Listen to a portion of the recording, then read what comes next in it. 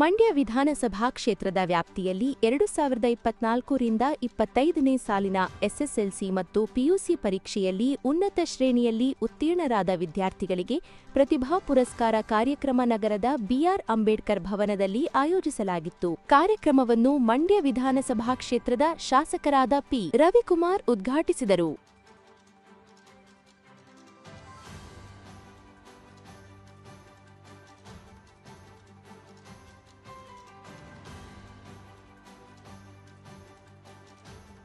ನಂತರ ಮಾತನಾಡಿದ ಅವರು, ಈ ಹಿಂದೆ ಒಂದು ಕಾರ್ ಖರೀದಿಸಬೇಕೆಂದರೆ ಮಂಡ್ಯದವರು ಬೆಂಗಳೂರು, ಮೈಸೂರು ಜಿಲ್ಲೆಗಳಿಗೆ ಭೇಟಿ ನೀಡಬೇಕಾಗಿತ್ತು. ಆದರೆ ಇಂದು ನಮ್ಮ ಮಂಡ್ಯ ಜಿಲ್ಲೆಯಲ್ಲಿಯೇ ನಾವು ಏನನ್ನ ಬೇಕಾದರೂ ಖರೀದಿಸಬಹುದು. ಉದ್ಯಮಿಗಳು ಜಿಲ್ಲೆಗೆ ಧಾವಿಸಿ ಬರುತ್ತಿದ್ದು, ಕಳೆದ 2 ವರ್ಷದಿಂದ ಸುಮಾರು 3ರಿಂದ 4 ಸಾವಿರ ನಿರುದ್ಯೋಗಿಗಳಿಗೆ ಉದ್ಯೋಗ ದೊರೆತಿದೆ. ಜಿಲ್ಲೆ ಆರ್ಥಿಕವಾಗಿ ಉನ್ನತ ಸ್ಥಾನ ತಲುಪುತ್ತಿದೆ ಎಂದು ಹೇಳಿದರು. ಬದಲಾಗಿದೆ. ಕಳೆದ 2 ವರ್ಷದಿಂದ ಮಂಡ್ಯದಲ್ಲಿ ಒಂದು 3ರಿಂದ 4 ಸಾವಿರ ಉದ್ಯೋಗಗಳನ್ನ ನೇರ ಹಾಗೂ ಇಂಡೈರೆಕ್ಟ್ ಆಗಿ ನಾನು ಸೃಷ್ಟಿಯನ್ನ ಮಾಡಿದ್ದೇನೆ.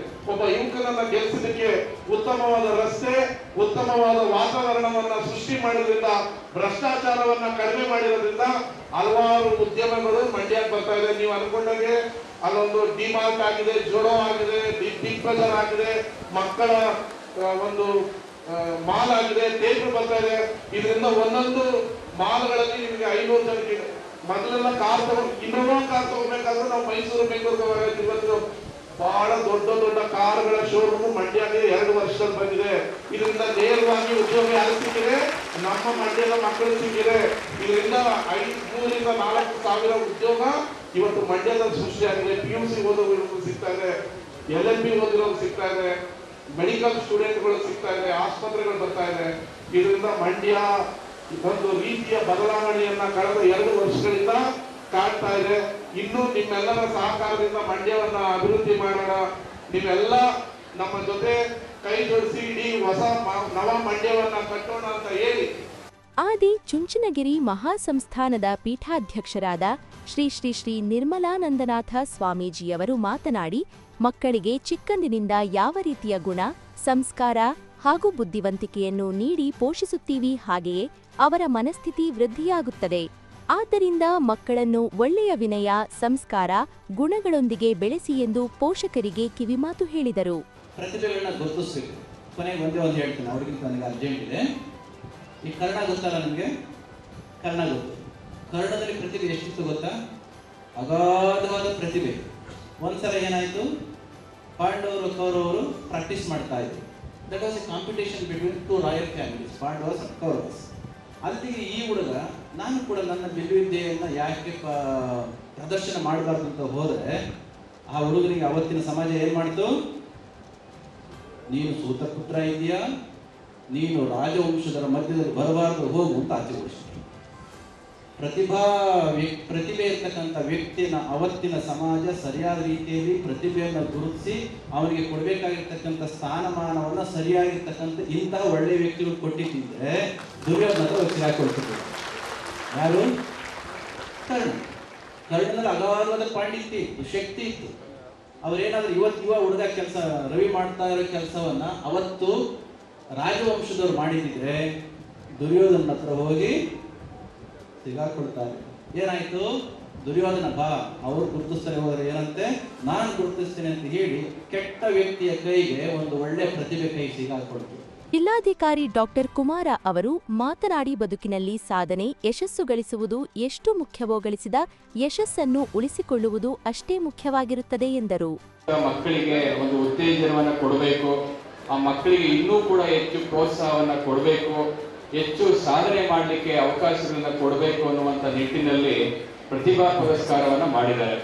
SSLC ಮತ್ತು PUCನಲ್ಲಿ ಅತಿ ಹೆಚ್ಚು ಅಂಕ ಗಳಿಸಿದಂಥ ಎಲ್ಲ ವಿದ್ಯಾರ್ಥಿಗಳನ್ನ ಈ ಸಭಾಂಗಣದಲ್ಲಿ ಕರೆಸಿ ವಿಶೇಷವಾಗಿ ಅಭಿನಂದನೆ ಮಾಡುವುದರ ಜೊತೆಗೆ ಪರಮ ಪೂಜ್ಯ ಸ್ವಾಮೀಜಿಯವರ ಆಶೀರ್ವಾದದೊಂದಿಗೆ ನಿಮಗೆಲ್ಲರಿಗೂ ಕೂಡ ಮತ್ತಷ್ಟು ನಿಮ್ಮ ಜೀವನದ ಇನ್ನಷ್ಟು ಎತ್ತರದ ಸಾಧನೆಗೆ ದಾರಿಯಾಗಲಿ ಅಂತೇಳಿ ಒಂದು ಒಳ್ಳೆಯ ದೃಷ್ಟಿಯನ್ನು ಇಟ್ಕೊಂಡು ಮಾಡ್ತಾ ಇರೋಂಥದ್ದು ಬಹಳ ಶ್ಲಾಘನೀಯ.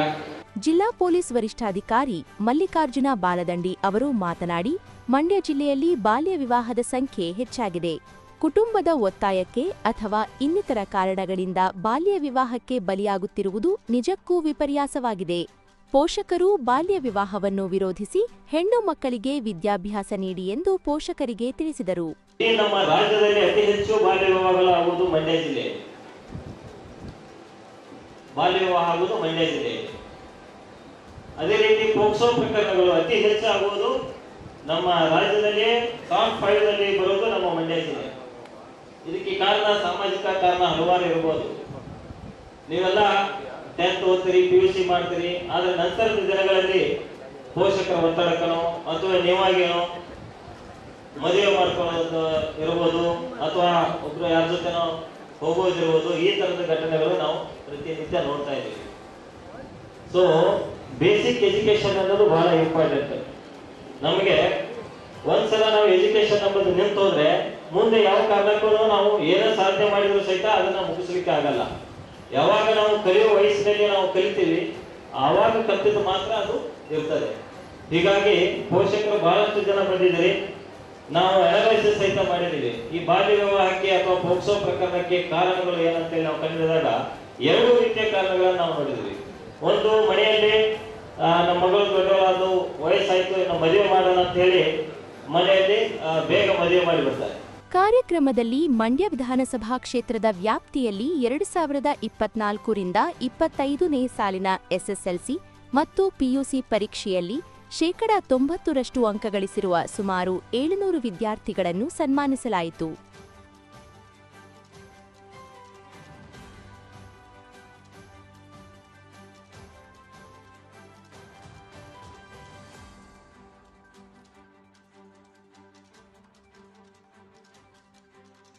ಕಾರ್ಯಕ್ರಮದಲ್ಲಿ ಕೊಮ್ಮೆರಹಳ್ಳಿ ಆದಿಚುಂಚನಗಿರಿ ಮಹಾಸಂಸ್ಥಾನದ ಪೀಠಾಧ್ಯಕ್ಷರಾದ ಪುರುಷೋತ್ತಮನಂದನಾಥ ಸ್ವಾಮೀಜಿ, ಮುಡಾ ಅಧ್ಯಕ್ಷ ನಯೀಂ, ಪದವಿ ಪೂರ್ವ ಶಿಕ್ಷಣ ಇಲಾಖೆಯ ಉಪನಿರ್ದೇಶಕರಾದ ಚಲುವಯ್ಯ, ಶಾಲಾ ಶಿಕ್ಷಣ ಇಲಾಖೆಯ ಉಪನಿರ್ದೇಶಕರಾದ ಶಿವರಾಮೇಗೌಡ, ಸರ್ಕಾರಿ ನೌಕರರ ಸಂಘದ ಅಧ್ಯಕ್ಷ ನಾಗೇಶ್ ಇನ್ನಿತರ ಗಣ್ಯರು ಉಪಸ್ಥಿತರಿದ್ದರು.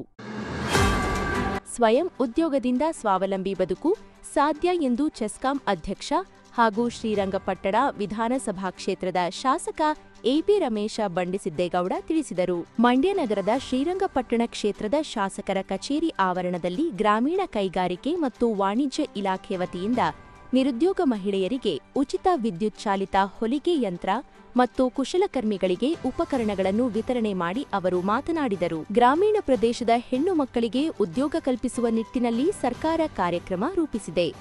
ಇಂತಹ ಯೋಜನೆಗಳ ಸೌಲಭ್ಯಗಳನ್ನು ಪಡೆದುಕೊಂಡು ಸ್ವಂತ ಬದುಕು ಕಟ್ಟಿಕೊಳ್ಳಲು ಸಾಧ್ಯ ಎಂದು ಹೇಳಿದರು. ಮಹಿಳೆಯರು ನಿಮ್ಮ ಮನೆಯಲ್ಲಿರುವ ಬಟ್ಟೆಗಳನ್ನು ಒಲಿದುಕೊಂಡರೆ ಬೇರೆ ಕಡೆ ಕೂಲಿ ಕೊಡುವುದು ತಪ್ಪುತ್ತದೆ. ಇದನ್ನು ನಿಮ್ಮ ಮನೆ ಖರ್ಚಿಗೆ ಬಳಕೆ ಮಾಡಿಕೊಳ್ಳಬಹುದು ಎಂದರು. ಗ್ರಾಮೀಣ ಕೈಗಾರಿಕೆಗಳ ಯೋಜನೆಯಡಿಯಲ್ಲಿ ಜಿಲ್ಲಾ ಪಂಚಾಯಿತಿ ವತಿಯಿಂದ ಸರ್ಕಾರ ಮರಗೆಲಸ, ಗಾರೆ ಕೆಲಸ, ಕ್ಷೌರಿಕ ಮತ್ತು ಧೋಬಿ ಹಾಗೂ ಇನ್ನಿತರ ವಿದ್ಯುತ್ ಚಾಲಿತ ಹೊಲಿಗೆ ಯಂತ್ರ, ಪವರ್ ಟೂಲ್ಸು ಕೊಡ್ತಕ್ಕಂಥದ್ದಕ್ಕೆ ಸರ್ಕಾರ ಹಲವು ಯೋಜನೆಗಳನ್ನ ರೂಪಿಸಿ ನಿಮ್ಮ ಸ್ವಂತ ಬದುಕನ್ನು ನೀವು ಕಟ್ಕೊಳ್ಳಿಕ್ಕೆ ಗ್ರಾಮೀಣ ಪ್ರದೇಶದಲ್ಲಿರ್ತಕ್ಕಂಥ ನಮ್ಮ ತಾಯಂದ್ರಿಗೆ ಒಂದು ಉದ್ಯೋಗ ಕಲ್ಪಿಸ್ಕೊಡೋ ನಿಟ್ಟಿನಲ್ಲಿ ಸರ್ಕಾರ ಅನೇಕ ಕಾರ್ಯಕ್ರಮಗಳನ್ನ ಹಾಕ್ಕೊಂಡಿದೆ. ಅದರಲ್ಲಿ ಇದು ಸಹ ಒಂದು. ಇವತ್ತು ಶ್ರೀರಂಗಪಟ್ಟಣ ವಿಧಾನಸಭಾ ಕ್ಷೇತ್ರದ ಪದ್ಧತಿ 2 ಹೋಬಳಿಯಿಂದ ಸುಮಾರು 26-27 ಜನಕ್ಕೆ ಹೊಲಿಗೆ ಯಂತ್ರ, ಟೂಲ್ ಕಿಟ್ಸು ಮತ್ತು ಬೇರೆ ಬೇರೆ ಇನ್ನಿತರ ಯೋಜನೆಗಳ ಪ್ರಯೋಜನಗಳು ಕೊಡ್ತಾ ಇದ್ದೀವಿ. ನಮ್ಮ ತಾಯಂದರು ಇದನ್ನು ಉಪಯೋಗಿಸ್ಕೋಬೇಕು, ಇದನ್ನು ಉಪಯೋಗಿಸ್ಕೊಂಡು ಸದುಪಯೋಗ ಪಡಿಸ್ಕೋಬೇಕು. ತಗೊಂಡಾಗಿ ಮನೇಲಿ ಇದನ್ನು ಸ್ಕ್ರ್ಯಾಪ್ ಆಗಿದ್ದರೆ ಏನು ಪ್ರಯೋಜನ ಆಗೋದಿಲ್ಲ. ನೀವು ಇದರಿಂದ ಒಂದು ಸ್ವಲ್ಪ ಅನಾರು ನಿಮ್ಮ ಮನೆಯಲ್ಲಿರೋ ಬಟ್ಟೆಗಳನ್ನ ಅವ್ರದ್ದಾಗಿರುತ್ತೋ, ಹೊಲಿಗೆನೋ, ಮಕ್ಕಳದೋ, ಯಾರ್ದಾರ ಆಯಿತು ಅದನ್ನು ಬೇರೆಯವ್ರಿಗೆ ಕೂಲಿ ಕೊಡೋ ಕೆಲಸಕ್ಕೆ ದುಡ್ಡು ಕೊಡ್ದೇ ನಿಮ್ಮ ಹಣಕಾಸನ್ನು ಉಳಿಸ್ಕೊಂಡ್ರೆ ಅದು ನಿಮ್ಮ ಮನೆಗೆ, ನಿಮ್ಮ ಕುಟುಂಬಕ್ಕೆ ಒಂದು 10 ರೂಪಾಯಿ ಉಳಿದ್ರೂ ಅದು ನಿಮ್ಮ ಕುಟುಂಬದ ಒಂದು ಆಸ್ತಿ ಎನ್ನುವಂಥದ್ದು ನಮ್ಮ ಸರ್ಕಾರದ ಒಂದು ಪ್ರಯತ್ನ.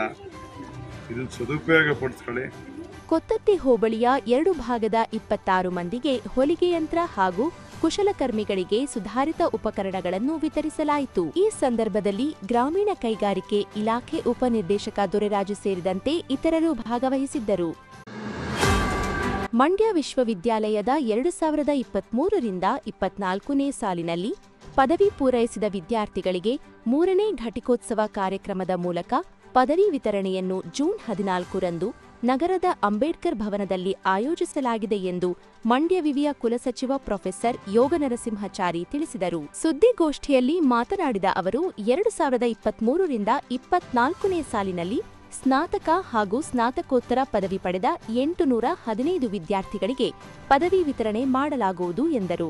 ಘಟಿಕೋತ್ಸವದ ಅಧ್ಯಕ್ಷತೆಯನ್ನು ರಾಜ್ಯಪಾಲರು ಹಾಗೂ ಮಂಡ್ಯ ವಿಶ್ವವಿದ್ಯಾಲಯದ ಕುಲಪತಿಗಳಾದ ಥಾವರ್ ಚಂದ್ ಗೆಹ್ಲೋಟ್ ವಹಿಸಲಿದ್ದು, ರಾಜ್ಯ ಉನ್ನತ ಶಿಕ್ಷಣ ಸಚಿವ ಎಂಸಿ ಸುಧಾಕರ್, ಮಂಡ್ಯ ವಿಶ್ವವಿದ್ಯಾಲಯದ ಕುಲಪತಿ ಪ್ರೊಫೆಸರ್ ಕೆ ಶಿವಚಿತ್ತಪ್ಪ ಉಪಸ್ಥಿತರಿರಲಿದ್ದು, ಎನ್ಎಸ್ಎಚ್ಎಂ ಜ್ಞಾನ ಕ್ಯಾಂಪಸ್ನ ನಿರ್ದೇಶಕ ಪ್ರೊಫೆಸರ್ ಎಸ್ಎನ್ ಬಂದೋಪಾಧ್ಯಾಯ ಅವರು ಘಟಿಕೋತ್ಸವ ಭಾಷಣ ಮಾಡಲಿದ್ದಾರೆ ಎಂದು ವಿವರಿಸಿದರು. ಈ ಹಿಂದೆ ಕಳೆದ ವರ್ಷ ನಾವು 1 ಮತ್ತು 2ನೇ ಘಟಿಕೋತ್ಸವವನ್ನು ಆಚರಿಸಿದ್ವಿ. ಈ ಬಾರಿ 2023-24ನೇ ಸಾಲಿನಲ್ಲಿ ಪದವಿಯನ್ನು ಪೂರೈಸಿ ಹೊರಹೋಗಿರ್ತಕ್ಕಂತಹ ವಿದ್ಯಾರ್ಥಿಗಳಿಗೆ ದಿನಾಂಕ 14/6/2025 ಶನಿವಾರದಂದು ಮಂಡ್ಯ ನಗರದ ಡಾಕ್ಟರ್ ಬಿ ಅಂಬೇಡ್ಕರ್ ಭವನದಲ್ಲಿ 13ನೇ ಘಟಿಕೋತ್ಸವವನ್ನು ಹಮ್ಮಿಕೊಂಡಿದ್ದೀವಿ. ಇದಕ್ಕೆ ಮಂಡ್ಯದಲ್ಲಿ ಮಂಡ್ಯ ವಿಶ್ವವಿದ್ಯಾಲಯದ 3ನೇ ಘಟಿಕೋತ್ಸವ ಇದು. ಈಗ 10 ನಿಮಿಷದ ಹಿಂದೆ ಮಾಹಿತಿ ಬಂತು. ಗೌರವಾನ್ವಿತ ಕರ್ನಾಟಕದ ರಾಜ್ಯಪಾಲರಂತಹ ಸನ್ಮಾನ್ಯ ಶ್ರೀ ಥಾವರ್ ಚಂದ್ ಗೆಹ್ಲೋಟ್ ಅವರು ಆ ಒಂದು ಘಟಿಕೋತ್ಸವದ ಅಧ್ಯಕ್ಷತೆಯನ್ನು ವಹಿಸಲಿಕ್ಕೆ ಒಪ್ಪಿಕೊಂಡು ಬರ್ತಾ ಇದ್ದೀನಿ ಅಂತೇಳಿ ಈಗ ಮಾಹಿತಿ ಬಂತು. ಅದಕ್ಕೆ ಅವರು ನಮ್ಮ ಮಂಡ್ಯ ವಿಶ್ವವಿದ್ಯಾಲಯದ ಕುಲಾಧಿಪತಿಗಳು ಕೂಡ, ಹಾಗೆಯೇ ಕರ್ನಾಟಕ ರಾಜ್ಯ ಸರ್ಕಾರದ ಮಾನ್ಯ ಉನ್ನತ ಶಿಕ್ಷಣ ಸಚಿವರಾದ ಡಾಕ್ಟರ್ ಎಂಸಿ ಸುಧಾಕರ್ ಸಾಹೇಬರು ಕೂಡ ಆಗಮಿಸ್ತಾ ಇದ್ದಾರೆ. ಅವರು ಮಂಡ್ಯ ವಿಶ್ವವಿದ್ಯಾಲಯದ ಸಮಕುಲಾಧಿಪತಿಗಳು. ಹಾಗೆ ಮಂಡ್ಯ ವಿಶ್ವವಿದ್ಯಾಲಯದ ಮಾನ್ಯ ಕುಲಪತಿಗಳಾಗಿರ್ತಕ್ಕಂತಹ ಪ್ರೊಫೆಸರ್ ಕೆ ಶಿವಚಿತ್ತಪ್ಪ ಸರ್ ಅವರು ಕೂಡ ಈ ಕಾರ್ಯಕ್ರಮದಲ್ಲಿ ಉಪಸ್ಥಿತರಿರ್ತಾರೆ. ಅದರ ಜೊತೆಗೆ ಈ ಒಂದು ಘಟಿಕೋತ್ಸವದ ಭಾಷಣವನ್ನ ಮಾಡಲಿಕ್ಕೆ ಅಂತೇಳಿ ಕೋಲ್ಕತ್ತಾ ಎನ್ಎಸ್ಎಚ್ಎಂ ನಾಲೆಡ್ಜ್ ಕ್ಯಾಂಪಸ್ನ ನಿರ್ದೇಶಕರಾದಂತಹ ಪ್ರೊಫೆಸರ್ ಎಸ್ಎನ್ ಬಂದೋಪಾಧ್ಯಾಯ ಅವರು, ಇವರು educated affiliate member American astronautical society America. ಇವರು ಮಂಡ್ಯ ವಿಶ್ವವಿದ್ಯಾಲಯದ 3ನೇ ಘಟಿಕೋತ್ಸವ ಭಾಷಣವನ್ನು ಮಾಡಲು ಆಗಮಿಸ್ತಾ ಇದ್ದಾರೆ. ಇದರ ಜೊತೆಗೆ ನಮ್ಮೆಲ್ಲ ಮಾನ್ಯ ಸಿಂಡಿಕೇಟ್ ಸದಸ್ಯರು, ಮಾನ್ಯ ಅಕಾಡೆಮಿಕ್ ಕೌನ್ಸಿಲ್ನ ಸದಸ್ಯರು, ಫೈನಾನ್ಸ್ ಕಮಿಟಿ ಸದಸ್ಯರು ಎಲ್ಲರೂ ಕೂಡ ಆ ದಿನ ವೇದಿಕೆಯಲ್ಲಿ ಆಸೀನರಾಗಿರ್ತಾರೆ. 14ನೇ ತಾರೀಕು ಎಲ್ಲ ವಿದ್ಯಾರ್ಥಿಗಳು 9:30ಕ್ಕೆ ಬೆಳಿಗ್ಗೆ 9:30ಕ್ಕೆ ಸಭಾಭವನದಲ್ಲಿ ಹಾಜರಿದ್ದು ಅವರಿಗೆ ಮೀಸಲಾಗಿರ್ತಕ್ಕಂತಹ ಆಸನಗಳು ಗೌರವಾನ್ವಿತ ರಾಜ್ಯಪಾಲರು ಆಗಮಿಸ್ತಾ ಇರೋದ್ರಿಂದಾಗಿ ಯಾವುದೇ ಗೊಂದಲಗಳು ಉಂಟಾಗಬಾರದು ಅನ್ನೋ ಕಾರಣಕ್ಕೋಸ್ಕರ ನಾವು ಈಗಾಗಲೇ ವೆಬ್ಸೈಟ್ ಅಲ್ಲಿ ಅವರ ಹೆಸರನ್ನು ಪ್ರಕಟಿಸಿದ್ದೇವೆ. ಆ ಹೆಸರಿನ ಪ್ರಕಾರ ಅವ್ರಿಗೆ ಏನು ನಿಗದಿ ಮಾಡಿರ್ತೀವಿ ಆಸನದಲ್ಲಿ ಬಂದು ಕುಳಿತುಕೊಳ್ಬೇಕು. ಗೋಷ್ಠಿಯಲ್ಲಿ Swarna B, doctor B C Ravi, doctor M Y Shivaramu ಇದ್ದರು. ಮಳವಳ್ಳಿ ತಾಲೂಕಿನ ಮಾರೇಹಳ್ಳಿ ಗ್ರಾಮದಲ್ಲಿ ಸರ್ಕಾರಿ ಓಣಿ ರಸ್ತೆಯನ್ನು ಒತ್ತುವರಿ ಮಾಡಿಕೊಂಡಿರುವುದನ್ನು ತೆರವುಗೊಳಿಸಲು ಮಳವಳ್ಳಿ ತಾಲೂಕು ಆಡಳಿತ ಮೀನಾಮೇಷದ ನೀತಿ ಅನುಸರಿಸಿ ನಿರ್ಲಕ್ಷ್ಯ ತೋರುತ್ತಿದೆ ಎಂದು ಕರ್ನಾಟಕ ಪ್ರಾಂತ ರೈತ ಸಂಘದ ಜಿಲ್ಲಾ ಸಂಚಾಲಕ ಎನ್ಎಲ್ ಭರತ್ರಾಜ್ ಆರೋಪಿಸಿದರು. ಸುದ್ದಿಗೋಷ್ಠಿಯಲ್ಲಿ ಮಾತನಾಡಿದ ಅವರು, ಮಾರೇಹಳ್ಳಿ ಗ್ರಾಮದ ಸರ್ವೆ ನಂಬರ್ 688 ಹಾಗೂ 702ರ ಮಧ್ಯದ ಓಣಿ ರಸ್ತೆಯಿಂದ ಸರ್ವೆ ನಂಬರ್ 683 ಹಾಗೂ 675ರ ಮಧ್ಯದವರಿನ ಸರ್ಕಾರಿ ಓಣಿ ರಸ್ತೆಯನ್ನು ತೆರವು ಮಾಡಲು ಮುಂದಾಗಿ ಕೆಲವೇ ಅಡಿಗಳಷ್ಟು ತೆರವು ಮಾಡಿ ನಿಲ್ಲಿಸಿ ನಿರ್ಲಕ್ಷ್ಯ ವಹಿಸಿದ್ದಾರೆ ಎಂದು ದೂರಿದರು. ಸರ್ವೆ ನಂಬರ್ 702ರಲ್ಲಿ ಸಮಾಜ ಕಲ್ಯಾಣ ಇಲಾಖೆಯ ವಿದ್ಯಾರ್ಥಿ ನಿಲಯದ ಸ್ಥಳ ಹಾಗೂ ಹಿಂದುಳಿದ ವರ್ಗಗಳ ಇಲಾಖೆಗೆ ಸೇರಿದ ಜಾಗವನ್ನು ಒತ್ತುವರಿ ಮಾಡಿಕೊಳ್ಳಲಾಗಿದೆ. ಓಣಿ ರಸ್ತೆಯ ಅಕ್ಕಪಕ್ಕದ ಜಮೀನಿನವರು ಸೇರಿದಂತೆ ಖಾಸಗಿಯವರು ಒತ್ತುವರಿ ಮಾಡಿಕೊಂಡಿರುವುದರಿಂದ ಇತರೆ ಜಮೀನಿನವರಿಗೆ ವ್ಯವಸಾಯ ಮಾಡಲು ಕೃಷಿ ಸಾಮಗ್ರಿಗಳನ್ನು ಸಾಗಿಸಲು ತೊಂದರೆಯಾಗಿದೆ ಎಂದು ಸಮಸ್ಯೆ ತಿಳಿಸಿದರು. ಮರಳಿ ಗ್ರಾಮದ ಸರ್ವೆ ನಂಬರ್ 688 ಹಾಗೂ 702ರಲ್ಲಿ ಆ ಮಧ್ಯೆ ಇರತಕ್ಕಂಥ ಓಣಿ ರಸ್ತೆ ಮತ್ತು ಅದರ ಜೊತೆಗೆ ಹೊಂದ್ಕೊಂಡಂತೆ 683 ಹಾಗೂ 675 ಮಧ್ಯವರೆಗೂ ಇರುವ ಸರ್ಕಾರಿ ಓಣಿ ರಸ್ತೆಯನ್ನ ತೆರವುಗೊಳಿಸತಕ್ಕಂಥ ವಿಚಾರದಲ್ಲಿ ಅಲ್ಲಿ ಮಳವಳ್ಳಿಯ ತಹಸೀಲ್ದಾರ್ ಅವರು ಮತ್ತೆ ಅದರ ಜೊತೆನೇ ಅಲ್ಲಿ ADLR ಹಾಗೂ ತಾಲೂಕು ಸರ್ವೇಯರ್ಗಳು ಬಹಳ ನಿರ್ಲಕ್ಷ್ಯವನ್ನು ತಾಳಿದ್ದಾರೆ. ಈಗ ಆಲ್ರೆಡಿ ನಾವು ರೈತರುಗಳು ಈ ವಿಚಾರಕ್ಕೆ ಸಂಬಂಧಪಟ್ಟಂತೆ ಅಲ್ಲಿ ಇವರು ಉಸ್ತುವಾರಿ ಸಚಿವರು ಭಾಗವಹಿಸಿದಂತಹ ಸಂದರ್ಭದಲ್ಲೂ ಅವ್ರಿಗೂ ಸಹ ಮನವಿಯನ್ನು ಸಲ್ಲಿಸಿದ್ವಿ. ತಹಸೀಲ್ದಾರ್ಗಳಿಗೂ ಹಲವಾರು ಬಾರಿ ಮನವಿಯನ್ನು ಸಲ್ಲಿಸಿದ್ವಿ. ಮತ್ತೆ ಮೊನ್ನೆ ಜಿಲ್ಲಾಧಿಕಾರಿಗಳಿಗೂ ಸಹ ಅವ್ರು ಮಳವಳ್ಳಿಗೆ ಭೇಟಿ ಕೊಟ್ಟಂತ ಸಂದರ್ಭದಲ್ಲಿ ನಾವು ಮನವಿಯನ್ನು ಸಲ್ಲಿಸಿದ್ವಿ. ಆದ್ರೆ ಒಂದು ದಿನ ಬಂದು ಸಾಂಕೇತಿಕವಾಗಿ ಬಂದು ಒಂದಷ್ಟು ದೂರ ಮಾತ್ರನೇ ತೆರವುಗೊಳಿಸಿ ಅದನ್ನ ಉಳಿದಂತೆ ಮುಂದೆ ಕೊನೆ ತನಕ ಅದನ್ನ ಪೂರ್ತಿ ಮಾಡಲಿಲ್ಲ. ಮತ್ತೆ ಆ ರೀತಿ ತೆರವುಗೊಳಿಸಿರ್ತಕ್ಕಂಥದ್ದನ್ನು ಬಾಜುದಾರಗಳು ಮತ್ತೆ ಅದನ್ನ ಮುಚ್ಚಾಕ್ಬಿಟ್ಟಿದ್ದಾರೆ. ಆ ಮುಚ್ಚಾಕ್ತ ಸಂದರ್ಭದಲ್ಲೂ ಅವ್ರ ಬಗ್ಗೆ ಯಾವುದೇ ರೀತಿಯಂತ ಕ್ರಮವನ್ನು ಅಲ್ಲಿ ತಾಲೂಕು ಆಡಳಿತ ಅದನ್ನ ಕೈಗೊಳ್ಳಿಲ್ಲ ಅನ್ನುವಂಥದ್ದು. ನಾವು ಹೋಗಿ ಮನವಿ ಮಾಡಿ ಹೇಳಿದ್ವಿ, ನೋಡಿ ಈ ರೀತಿ ನೀವು ಬಂದು ಒಂದ್ ಸ್ವಲ್ಪ ದೂರ ಮಾಡಿದ್ರಿ, ಕೊನೆ ತನಕ ಮಾಡಲಿಲ್ಲ ಅದನ್ನ. ಆದ್ರೆ ನೀವು ಮಾಡಿರ್ತಕ್ಕಂಥದ್ದನ್ನು ಅಲ್ಲಿರ್ತಕ್ಕಂಥ ಪಟ್ಟಭದ್ರ ಹಿತಾಸಕ್ತಿಗಳು, ಜಮೀನ್ದಾರರು, ಒತ್ತುವರಿದಾರರು ಅದು ಅಕ್ರಮವಾಗಿ ಮುಚ್ಚಾಕೊಂಡಿದ್ದಾರೆ. ನೀವು ಅಂತ ಸಂದರ್ಭದಲ್ಲಿ ನಿಮ್ ಗಮನ ತಂದ್ರು ನೀವು ಮಾಡ್ತಾ ಇಲ್ಲ ಅಂತ ಹೇಳಿದ್ರೆ ನಾವು ಮಾಡ್ತೀವಿ ಅನ್ನುವಂತ ರೀತಿಯಲ್ಲಿ ವಿಳಂಬವನ್ನ ಮಾಡ್ತಾ ಇದ್ದಾರೆ. ಇದೆಲ್ಲ ಒಟ್ಟಾರೆ ಪರಿಸ್ಥಿತಿಯನ್ನು ನೋಡಿದಂತ ಸಂದರ್ಭದಲ್ಲಿ ನಮ್ಗೆ ಏನ್ ಅನಿಸ್ತದೆ ಅಂತ ಹೇಳಿದ್ರೆ, ಇವರು ಒತ್ತುವರಿದಾರರ ಏನಿದಾರೋ ಅವರ ಆಮಿಷಕ್ಕೆ ಒಳಗಾಗಿರ್ಬೋದು ಅಂತಕ್ಕಂಥ ಒಂದು ಗುಮಾನಿ ನಮ್ಗೆ ಕಾಡ್ತಾ ಇದೆ. ಎಲ್ಲ ಹಿನ್ನೆಲೆಯಲ್ಲಿ ನಾವು ಮೊನ್ನೆ ಜಿಲ್ಲಾಧಿಕಾರಿಗಳು ಮತ್ತೆ DDLR ಅವರು ಇದ್ರ ಬಗ್ಗೆ ಸರಿಯಾದಂತ ಒಂದು ಕ್ರಮವನ್ನು ಜರುಗಿಸಬೇಕು. ಮತ್ತೆ ಇದರಲ್ಲಿ ಲೋಪ ಆಗಿರ್ತಕ್ಕಂಥ ಅಧಿಕಾರಿಗಳ ಮೇಲೂ ಕಾನೂನು ಕ್ರಮ ಆಗಬೇಕು. ಅದ್ರ ಜೊತೆಗೆ ಅಲ್ಲಿ ಆ ರಸ್ತೆ ಏನು ಮರಳಿಯಿಂದ ಹಿಡಿದು ಮುಖ್ಯ ರಸ್ತೆಯಿಂದ ಹಿಡಿದು ಲಕ್ಷ್ಮೀ ನರಸಿಂಹಸ್ವಾಮಿ ದೇವಸ್ಥಾನಕ್ಕೂ ಸಂಪರ್ಕ ಕಲ್ಪಿಸ್ತಕ್ಕಂಥ ಒಂದು ಪ್ರಮುಖವಾದಂತಹ ಒಂದು ರಸ್ತೆ ಆಗಿರೋದ್ರಿಂದ ಮತ್ತೆ ಅಲ್ಲಿ ರೈತರುಗಳು ವ್ಯವಸಾಯ ಮಾಡ್ತಕ್ಕಂಥ ಸಂದರ್ಭದಲ್ಲಿ ಏನು ಕೃಷಿ ಉತ್ಪನ್ನಗಳನ್ನ ಅವ್ರು ಬೆಳೀತಕ್ಕಂಥದ್ದು ನಾವು ಸಾಗಿಸ್ಲಿಕ್ಕೆ ತೊಂದರೆ ಆಗ್ತಾ ಇದೆ. ಮತ್ತೆ ವ್ಯವಸಾಯ ಮಾಡ್ಲಿಕ್ಕೆ ನಾವು ಗೊಬ್ಬರ ಹೊಡಿಲಿಕ್ಕೆ ಅಥವಾ ಎತ್ತಿನ ಗಾಡಿ ಇರ್ಬೋದು, ಬೇರೆ ಬೇರೆ ರೀತಿಯಲ್ಲಿ ಒಳಗಡೆ ಸಂಚಾರ ಮಾಡ್ಲಿಕ್ಕೆ ನಮ್ಗೆ ಬಹಳ ಅಡಚಣೆ ಆಗ್ತದೆ. ಎಲ್ಲ ಹಿನ್ನೆಲೆಯಲ್ಲಿ ನಾವೇ ರೂಲ್ಸ್ ಪ್ರಕಾರವಾಗಿ ಕೃಷಿ ವ್ಯವಸಾಯ ಮಾಡ್ಲಿಕ್ಕೋಸ್ಕರವಾಗಿ ದಾರಿಯನ್ನ ಖಾಸಗಿ ಜಮೀನನ್ನು ಬಿಡಬೇಕು ಅಂತಕ್ಕಂಥ ನಿಯಮ ಇದೆ. ಆದ್ರೆ ನಾವು ಖಾಸಗಿ ಜಮೀನನ್ನು ಬಿಡಬೇಕು ಅಂತ ಯಾರು ಒತ್ತಾಯ ಮಾಡ್ತಾ ಇಲ್ಲ. ಗೋಷ್ಠಿಯಲ್ಲಿ ಗ್ರಾಮದ ರಾಚೇಗೌಡ, ಸುಬ್ಬೇಗೌಡ, ಕಿರಣ್ ಕುಮಾರ್, ಪ್ರವೀಣ್ ಇದ್ದರು. ಸುಭಾಷ್ ಪಾಳೇಕರ್ ಕೃಷಿ ಪದ್ಧತಿಯಿಂದ ರೈತರ ಕೃಷಿ ಸುಧಾರಣೆಯಾಗಲಿದ್ದು ಆದಾಯ ಹೆಚ್ಚಳವಾಗುತ್ತದೆ. ನಾಟಿ ಹಸು ಆಧಾರಿತ ಕೃಷಿ ಇದಾಗಿದ್ದು ಹಸು ಹಾಗೂ ಕೃಷಿ ಎರಡರಿಂದಲೂ ಆದಾಯ ಗಳಿಸಬಹುದಾಗಿದ್ದು, ಜೂನ್ 11ರಿಂದ ನಡೆಯಲಿರುವ ಶೂನ್ಯ ಬಂಡವಾಳದ ನೈಸರ್ಗಿಕ ಕೃಷಿಯ 3 ದಿನಗಳ ಸುಭಾಷ್ ಪಾಳೇಕರ್ ಕೃಷಿ ಕಾರ್ಯಾಗಾರದಲ್ಲಿ ಹೆಚ್ಚಿನ ಸಂಖ್ಯೆಯಲ್ಲಿ ಭಾಗವಹಿಸಿ ಎಂದು ಕೃಷಿ ಸಂಶೋಧಕ ಸುಭಾಷ್ ಪಾಳೇಕರ್ ಕರೆ ನೀಡಿದರು. ಸುದ್ದಿಗೋಷ್ಠಿಯಲ್ಲಿ ಮಾತನಾಡಿದ ಅವರು, ನಿರ್ಮಲ ಭೂಮಾತಾ ಟ್ರಸ್ಟ್ ಹಾಗೂ ಸುಭಾಷ್ ಪಾಳೇಕರ್ ಕೃಷಿ ಜನಾಂದೋಲನ ಸಮಿತಿಯ ಮಂಡ್ಯದ ಸಂಘಟಕರು ನಾಗಮಂಗಲ ತಾಲೂಕಿನ ಆದಿಚುಂಚನಗಿರಿ ಕ್ಷೇತ್ರದಲ್ಲಿ ಜೂನ್ 11ರಿಂದ 13ರವರೆಗೆ ಕಾರ್ಯಾಗಾರ ಆಯೋಜಿಸಿರುವುದು ಹೆಮ್ಮೆಯ ವಿಷಯ ಎಂದರು. ಕೃಷಿಯಲ್ಲಿ ಅತಿಯಾದ ರಾಸಾಯನಿಕ ಬಳಕೆಯಿಂದಾಗಿ ಹವಾಮಾನ ವೈಪರೀತ್ಯ ಉಂಟಾಗಿದೆ. ರೈತ ತಾನು ಬೆಳೆದ ಬೆಳೆಗೆ ಸರಿಯಾದ ಮಾರುಕಟ್ಟೆ ದೊರೆಯದೆ ವೈಜ್ಞಾನಿಕ ಬೆಲೆಯೂ ಸಿಗದಿರುವುದು, ರಾಸಾಯನಿಕ ಬಳಕೆಯಿಂದ ಕಡಿಮೆ ಇಳುವರಿ ದೊರೆಯುತ್ತಿರುವುದು ರೈತ ಆತ್ಮಹತ್ಯೆಗೆ ಕಾರಣವಾಗಿದೆ ಎಂದು ಬೇಸರ ವ್ಯಕ್ತಪಡಿಸಿದರು. The government of India is giving free food for 80 crore Indian people. Those are the poor people. On other side, India is the 4th largest economy in the world. Just you have seen. That means in India there are two sectors,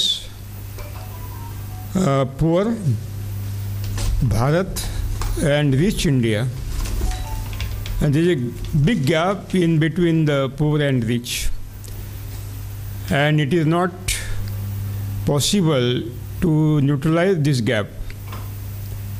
But we can minimize the gap by means of the Subhash Palekar Kushi, in which nothing to be utilized as a manual fertilizer. There are so many agricultural technologies in India. Go Adharit Kushi, that means cow-based farming, in which cow dung manure is utilized. Organic farming, Savay Kushi, Vedic Kushi, Yogic Kushi, Rasayanik Kushi, and all other agricultural technologies. Global warming and climate change now is a global issue by which we are seeing the hazardous impact of the global warming on the monsoon, natural resources, our human health, and also the agriculture sector. And second is artificial intelligence, which is going to destroy our jobs. ಕಾರ್ಯಕ್ರಮ ಆಯೋಜಕ ಅನಂತರಾವ್ ಮಾತನಾಡಿ, ಕಾರ್ಯಾಗಾರದಲ್ಲಿ ಭಾಗವಹಿಸಲು ಈಗಾಗಲೇ 600 ಮಂದಿ ನೋಂದಾಯಿಸಿಕೊಂಡಿದ್ದು 1,000 ಮಂದಿ ಭಾಗವಹಿಸುವ ನಿರೀಕ್ಷೆಯಿದೆ. ಕೇರಳ, ಉತ್ತರ ಪ್ರದೇಶ, ಮಹಾರಾಷ್ಟ್ರ, ಪಂಜಾಬ್ ಸೇರಿದಂತೆ ಹೊರ ರಾಜ್ಯಗಳಿಂದ 45 ಮಂದಿ ನೋಂದಾಯಿಸಿಕೊಂಡಿರುವುದಾಗಿ ಪ್ರಶ್ನೆಗೆ ಉತ್ತರ ನೀಡಿದರು. 11/6/2025ರಿಂದ 11/12/13 ತಾರೀಕುವರೆಗೆ ಸುಭಾಷ್ ಪಾಳೇಕರ್ ಅವರ ಕೃಷಿ ಕಾರ್ಯಾಗಾರವನ್ನು ಆದಿಚುಂಚನಗಿರಿ ಮಹಾಸಂಸ್ಥಾನ ಮಠದ ಶಿವಶಕ್ತಿ ಸಭಾಂಗಣದಲ್ಲಿ ಏರ್ಪಡಿಸಲಾಗಿದೆ. ರಾಸಾಯನಿಕ ರಹಿತವಾಗಿ ಹೇಗೆ ಕೃಷಿಯನ್ನು ಮಾಡಬೇಕು, ಸ್ಥಳೀಯ ಸಂಪನ್ಮೂಲಗಳನ್ನು ಬಳಸಿ ಹೇಗೆ ಮಾಡಬೇಕು ಅನ್ನೋ ವಿಚಾರವನ್ನು ಈ ಗುರುಗಳು ಎಲ್ಲ ಪ್ರಕಾರದ ಬೆಳೆಗಳಿಗೆ ಹೇಳ್ಕೊಡ್ತಾ ಇದ್ದಾರೆ. ಹಾಗೆ ಹೆಚ್ಚಿನ ಸಂಖ್ಯೆಯ ರೈತರು ಬರಬೇಕು ಅಂತ ಕೇಳ್ಕೊಂಡಿದ್ದೀವಿ. ಈಗಾಗಲೇ 600 ಜನ ರಿಜಿಸ್ಟ್ರೇಷನ್ ಆಗಿದೆ. ನಾಳೆ ಅಂದಾಜು 200 ಜನ ರೈತರು ಬರುವಂಥ ಸಾಧ್ಯತೆ ಇದ್ದಾವೆ.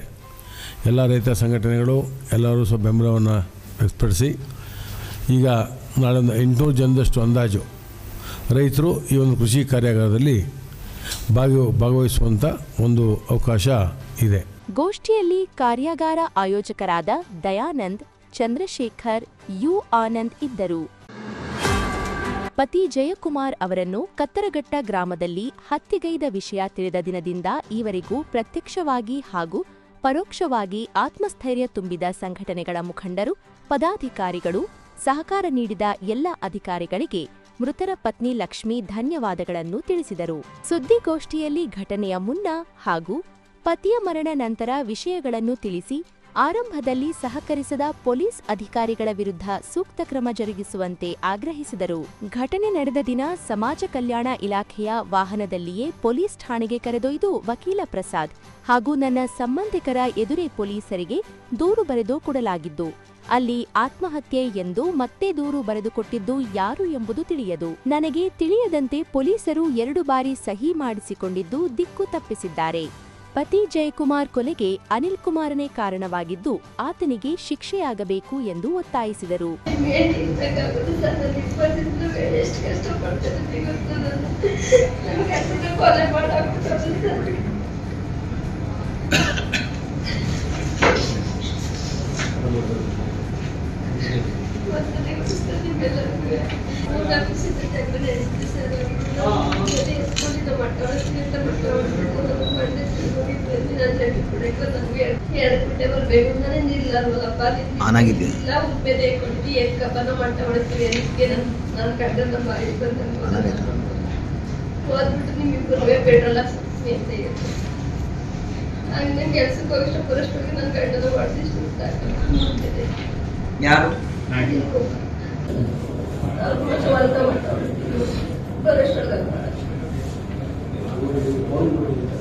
ಎರಡು ಊಟ ತಗೊಂಡು 2 ಗಂಟೆ ನೀಡುದು ಸರ್. 2 ಊಟ ತಗೊಂಡು ಇಂಟೆನ್ಸಿ ಕೆಲಸ ಮಾಡ್ತಾ ಇದ್ದೆ. ಅಂತ ಟ್ಯಾಜಿಟ್ರಿಗೆ ಊಟ ತಗೊಂಡು ಕೆಲಸದಿಂದ 3 ಗಂಟೆ 3:30 ಹೋದೆ. ಟ್ಯಾಜಿಟ್ರ ನಮ್ಮ ಮೇಲೆ ಇರ್ತೀನಿ. ಇಲ್ಲಿ ಇಲ್ವಲ್ಲ ಅಂದ್ಬಿಟ್ಟು ಮಳೆ ಬರ್ತಿತ್ತು. ಮಳೆಯಿಂದ ಮನೆ ಎದುರುಗಡೆ ಬಂದು ನಿಂತ್ಕೊಳ್ಬೇಕು ಹೋದೆ ಸರ್. ಅದಕ್ಕೆ ಬೆಂಕಿ ಅಷ್ಟೊಳಗೆ ಅಲ್ಲೇ ಮಾಡ್ತಾ ಇದ್ದೆ. ಪೆಟ್ರೋಲ್ ಹಾಕ್ಸ್ಬಿಟ್ಟು ಡಾಕ್ಟರ್ ಬಿಆರ್ ಅಂಬೇಡ್ಕರ್ ವಾರಿಯರ್ಸ್ನ ರಾಜ್ಯಾಧ್ಯಕ್ಷ ಎಚ್.ಜೆ. ಗಂಗರಾಜು ಮಾತನಾಡಿ, ಪ್ರಕರಣ ಸಂಬಂಧ ಲೋಪವೆಸಗಿದ ಪೊಲೀಸ್ ಅಧಿಕಾರಿಗಳ ವಿರುದ್ಧ ಕ್ರಮ ಜರುಗಿಸುವುದಾಗಿ ಐಜಿ ಹಾಗೂ ಡಿಐಜಿ ಅವರು ಭರವಸೆ ನೀಡಿದ್ದು, ತಾತ್ಕಾಲಿಕವಾಗಿ ಹೋರಾಟ ಹಿಂಪಡೆಯಲಾಗಿದೆ. ಅವರು ತಾವು ಹೇಳಿದಂತೆ ನಡೆಯದೇ ಹೋದಲ್ಲಿ ಕಾನೂನಾತ್ಮಕ ಹೋರಾಟ ಮುಂದುವರೆಸಲಾಗುವುದು ಎಂದು ಎಚ್ಚರಿಸಿದರು. ನಿನ್ನೆವರೆಗೂ ಕೂಡ ಒಂದು ಹೋರಾಟ ಇತ್ತು. ಈ ನಿಮಿತ್ತ ಯಾರು ಕರ್ತವ್ಯ ಲೋಪ ಎಸಗಿದ್ದಾರೋ ಅವರು ಅಧಿಕಾರಿಗಳೇ ಆಗಲಿ ಅಥವಾ ಸಂಬಂಧಪಟ್ಟ ಯಾವುದೇ ವ್ಯಕ್ತಿಯೇ ಆಗಲಿ ಅವರಿಗೆ ಕಾನೂನುಬದ್ಧ ಶಿಕ್ಷೆ ಆಗಬೇಕು. ಮತ್ತೆ ನೊಂದ ಕುಟುಂಬಕ್ಕೆ ನ್ಯಾಯಯುತವಾದಂತಹ ಪರಿಹಾರ ಅಥವಾ ನ್ಯಾಯ ಸಿಗಬೇಕು ಅಂತೇಳಿ ಈವರೆಗೆ ಎಲ್ಲ ಪ್ರಗತಿಪರ ಸಂಘಟನೆಗಳು ಕೂಡ ಹೋರಾಟ ಮಾಡಿದ್ದಾರೆ. ಹಾಗೆಯೇ ಆ ನಿಮಿತ್ತ ಇನ್ನು ಮುಂದೆ ಈ ಕುಟುಂಬದ ರಕ್ಷಣೆ ಮತ್ತೆ ಅವ್ರಿಗೆ ಏನು ಪರಿಹಾರ ಬರಬೇಕೋ ಅದು ಸರ್ಕಾರ ಭರಿಸಬೇಕಾಗುತ್ತೆ. ಈಗ ಆಲ್ರೆಡಿ ಡಿಮಾಂಡ್ ಇಟ್ಟಿದ್ದಾರೆ ನಮ್ಮ ಸಂಘಟನೆಗಳಿಂದ. ಮುಖ್ಯಮಂತ್ರಿ ಪರಿಹಾರ ನಿಧಿಯಿಂದ 25 ಲಕ್ಷದವರೆಗೂ ಕೂಡ ಕೊಡಬೇಕು ಅಂತ ಹೇಳಿ ನಾವು ಡಿಮಾಂಡ್ ಅನ್ನು ಇಟ್ಟಿದ್ದೇವೆ. ಗೋಷ್ಠಿಯಲ್ಲಿ ಭೀಮ್ ಸೇನೆ ರಾಜ್ಯಾಧ್ಯಕ್ಷ ಪ್ರಸನ್ನ ಜೆ, ಮಹಿಳಾ ರಾಜ್ಯಾಧ್ಯಕ್ಷೆ ಮಮತಾ ಸಿಎಂ, ರಾಜ್ಯ ಗೌರವಾಧ್ಯಕ್ಷ ಶಂಕರ್ ಎಸ್ಬಿ, ಜಿಲ್ಲಾಧ್ಯಕ್ಷ ನಿರಂಜನ್, ಸಲಹೆಗಾರ ಡಿ ಸ್ವಾಮಿ ಇದ್ದರು. ಇಂದು ಮಂಡ್ಯ ಹಳೆ ನಗರ ಮೌಲಾನಾ ಆಜಾದ್ ಪ್ರೌಢಶಾಲೆ ಮತ್ತು ಸರ್ಕಾರಿ ಹಿರಿಯ ಪ್ರಾಥಮಿಕ ಪಾಠಶಾಲೆಯಲ್ಲಿ ಕಸ್ತೂರಿ ಸಿರಿಗನ್ನಡ ವೇದಿಕೆ ರಾಜ್ಯ ಘಟಕದ ಅವಧಿಯಿಂದ ಶಾಲಾ ಮಕ್ಕಳಿಗೆ ಉಚಿತ ದಂತ ಚಿಕಿತ್ಸಾ ತಪಾಸಣಾ ಶಿಬಿರ ಕಾರ್ಯಕ್ರಮವನ್ನು ಕಾಂಗ್ರೆಸ್ ಮುಖಂಡ ರಾಷ್ಟ್ರೀಯ ಬಸವದಳದ ಅಧ್ಯಕ್ಷ ಹಿರಿಯ ವಕೀಲ ಎಂ ಗುರುಪ್ರಸಾದ್ ಸಸಿಗೆ ನೀರು ಹಾಕುವ ಮುಖಾಂತರ ಉದ್ಘಾಟಿಸಿದರು. ನಂತರ ಮಾತನಾಡಿದ ಅವರು, ಆರೋಗ್ಯವೇ ಭಾಗ್ಯ ಎಂಬಂತೆ ಪ್ರತಿಯೊಬ್ಬರೂ ಉತ್ತಮವಾದ ಆರೋಗ್ಯವನ್ನು ಕಾಪಾಡಿಕೊಳ್ಳಬೇಕು. ಮಕ್ಕಳಿಗೆ ದಂತ ಚೆನ್ನಾಗಿದ್ದರೆ ಸೌಂದರ್ಯ ಚೆನ್ನಾಗಿರುತ್ತೆ. ಹಲ್ಲಿನ ಆರೋಗ್ಯ ಮನುಷ್ಯನ ದೇಹದ ಎಲ್ಲ ಅಂಗಗಳ ಮೇಲೆ ಪರಿಣಾಮ ಬೀರುತ್ತದೆ. ಪ್ರತಿನಿತ್ಯ 2 ಬಾರಿ ಹಲ್ಲನ್ನು ಉಜ್ಜುವ ಮುಖಾಂತರ ದಂತ ಚೆನ್ನಾಗಿಟ್ಟಿಕೊಳ್ಳಬೇಕು ಎಂದರು. ಮಕ್ಕಳು ಸಿಹಿ ಪದಾರ್ಥಗಳನ್ನು ಹೆಚ್ಚು ಸೇವನೆ ಮಾಡದೆ ಚಾಕ್ಲೇಟ್, ಚಿಂಗಂ ಇಂತಹ ಜಂಕ್ ಫುಡ್ನಿಂದ ದೂರವಿರುವಂತೆ ಸಲಹೆ ನೀಡಿದರು. ಹೇಗೆ ಶುಚಿಯಾಗಿಟ್ಕೋಬೇಕು ಅನ್ನೋದ್ರ ಬಗ್ಗೆ ಮೇಡಮ್ ಅರಿವನ್ನು ಮೂಡಿಸ್ತಾರೆ. ಪ್ರತಿಯೊಬ್ಬ ವಿದ್ಯಾರ್ಥಿನಿಯರಾಗ್ಬೋದು, ಯಾವುದೇ ಒಬ್ಬ ಮನುಷ್ಯನ ಒಂದು ಸೌಂದರ್ಯ ಚೆನ್ನಾಗಿರ್ಬೇಕು ಅಂತ ಹೇಳಿದ್ರೆ ಆ ದಂತ ಇದ್ದಾಗ ಮಾತ್ರ ಒಳ್ಳೆಯ ಆ ದಂತ ಇದ್ದಾಗ ಮಾತ್ರ ಸಾಧ್ಯ ಅಲ್ವಾ. ಬಾಯಿ ಮುಚ್ಕೊಂಡು ನೀವು ಎಷ್ಟೇ ಸ್ಮೈಲ್ ಮಾಡಿ ನಿಮ್ಮ ಸೌಂದರ್ಯವನ್ನು ಅದು ಹೆಚ್ಚು ಮಾಡುತ್ತಾ ಇಲ್ಲ. ಆದರೆ ಸ್ಮೈಲ್ ಮಾಡ್ಬೇಕಾದ್ರೆ ನಗಬೇಕಾದ್ರೆ ಹಲ್ಲುಗಳನ್ನ ನೋಡಿ ನಿಮ್ಮ ಮಾಸ್ಟ್ರು ಹಲ್ಲು ಬಿಡ್ತಾ ಇದ್ದಾರೆ, ಎಷ್ಟು ಚೆನ್ನಾಗಿ ಕಾಣ್ತಾರೆ ಅಲ್ವಾ.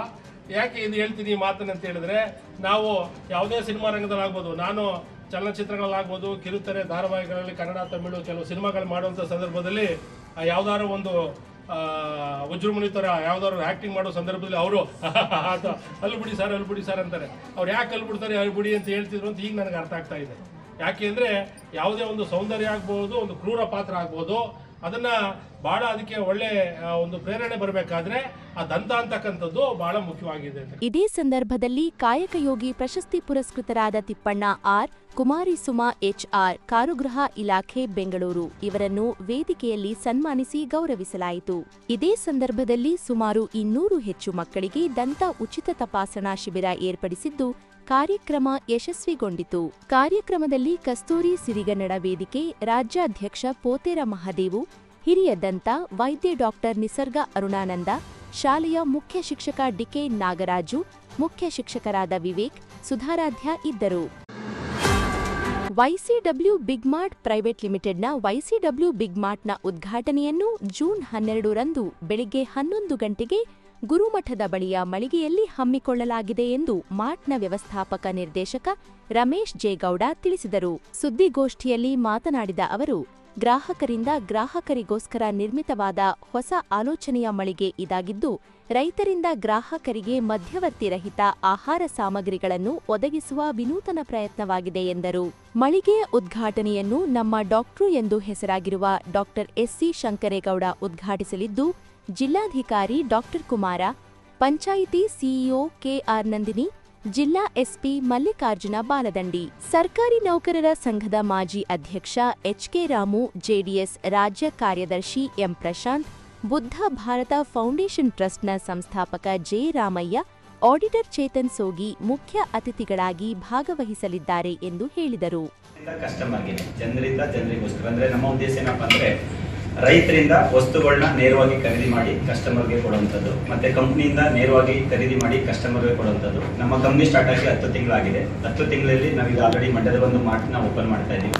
ಈ ಕಾರ್ಯಕ್ರಮಕ್ಕೆ ನಾವು ಅತಿಥಿಗಳಾಗಿ ನಮ್ಮ ಡಾಕ್ಟರ್ ಎಂದು ಫೇಮಸ್ ಆಗಿರುವಂಥ ಎಸ್ ಸಿ ಶಂಕರೇಗೌಡ ಸರ್ನ ಇನ್ವೈಟ್ ಮಾಡಿದ್ದೀವಿ. ಜೊತೆಗೆ ನಮ್ಮ ಮಂಡ್ಯ ಜಿಲ್ಲಾಧಿಕಾರಿಗಳಂತ ಡಾಕ್ಟರ್ ಕುಮಾರ್ ಸರ್ ಅವರು ಸಹ ಇನ್ವೈಟ್ ಮಾಡಿದ್ದೀವಿ. ಮತ್ತೆ ಶ್ರೀಮತಿ KR ನಂದಿನಿ ಮೇಡಮ್ ಅವರು ಸಹ ಜಿಲ್ಲಾ ಪಂಚಾಯತ್ ಮಂಡ್ಯ ಅವರು ಸಹ ಇನ್ವೈಟ್ ಮಾಡಿದ್ದೀವಿ. ಅದೇ ರೀತಿ ನಮ್ಮ IPS ಜಿಲ್ಲಾ ಪೊಲೀಸ್ ವರಿಷ್ಠಾಧಿಕಾರಿ ಮಂಡ್ಯ ಜಿಲ್ಲೆ ಮಲ್ಲಿಕಾರ್ಜುನ್ ಬಲದಂಡಿ ಸಹ ಇನ್ವೈಟ್ ಮಾಡಿದ್ದೀವಿ. ಏನಪ್ಪಾ ಈ ಉದ್ದೇಶ ಅಂತಂದ್ರೆ ನಾವೊಂದು ಏನಂದ್ರೆ ಒಂದು ಜನರಿಗೆ ಒಂದು ಉದ್ಯೋಗ ಕೊಡಬೇಕು, ಮತ್ತೆ ಈಗ ತುಂಬಾ ಜನಕ್ಕೆ ಜಾಬ್ ಇಲ್ಲ, ಒಂದು ಜಾಬ್ ಕೊಡಬೇಕು. ಎರಡನೇ ಉದ್ದೇಶ ಏನಪ್ಪಾ ಅಂದ್ರೆ ಎಷ್ಟೇ ದುಡ್ಡು ಸಾಕಾಗ್ತಾ ಇಲ್ಲ, ಎಲ್ಲ ಖರ್ಚಾಗ್ತಾ ಇದೆ. ಮಾಡೋ ಖರ್ಚಲ್ಲಿ ಅವ್ರಿಗೆ ಇನ್ಕಮ್ ಕೊಡಬೇಕು ಅಂತ ನಾವು ಹೊಸ ಕಂಪ್ನಿ ಸ್ಟಾರ್ಟ್ ಮಾಡಿದ್ವಿ. ಅದ್ರಲ್ಲಿ ನಮ್ದೊಂದು YCW ಅಂದ್ರೆ ಯು ಕ್ಯಾನ್ ವಿನ್ ಅಂತ ಅರ್ಥ. ನಮ್ಮ ಕಂಪ್ನಿ ನೇಮ್ ಬಂದು YCW big mart private limited. YCW ಅಂದ್ರೆ ಯು ಕ್ಯಾನ್ ವಿನ್ ಅಂತ. ಜೊತೆಗೆ ನಾವೊಂದು ಐಡೆಂಟಿಟಿ ಸ್ಲೋಗನ್ ಇದ್ದೀವಿ, ಒಗ್ಗಟ್ಟಿನಲ್ಲಿ ಬದಲಿದೆ. ಒಂದು ಒಗ್ಗಟ್ಟಾಗಿ ವರ್ಕ್ ಮಾಡಿಕೊಂಡು ಮಂಡ್ಯದಿಂದ ಇಂಡಿಯಾದವರೆಗೆ ಎಲ್ಲ ಕಡೆ ಬ್ರಾಂಚ್ ಮಾಡಬೇಕು. ವಸ್ತುಗಳನ್ನ ಸಾಧ್ಯವಾದಷ್ಟು ಕಸ್ಟಮರ್ಗೆ ಒಳ್ಳೆ ಪ್ರಾಡಕ್ಟ್ ನ ಬೆಸ್ಟ್ ಪ್ರೈಸ್ ಅಲ್ಲಿ ಕೊಡಬೇಕು. ಅದ್ರ ಬರೋ ಲಾಭನ ಕಸ್ಟಮರ್ಗೆ ಕೊಡಬೇಕು ಅನ್ನೋ ಉದ್ದೇಶದಲ್ಲಿ ನಾವು ಕಂಪ್ನಿ ಸ್ಟಾರ್ಟ್ ಮಾಡಿದ್ವಿ. ಗೋಷ್ಠಿಯಲ್ಲಿ BR ಮಂಜುನಾಥ್, NV ವೀರೇಂದ್ರ ಸ್ವಾಮಿ, DH ವೆಂಕಟೇಶ್, HN ತಿಮ್ಮೇಗೌಡ, ಮೋಹನ್ ಕುಮಾರ್ ಚಿಕ್ಕೇಗೌಡ ಇದ್ದರು.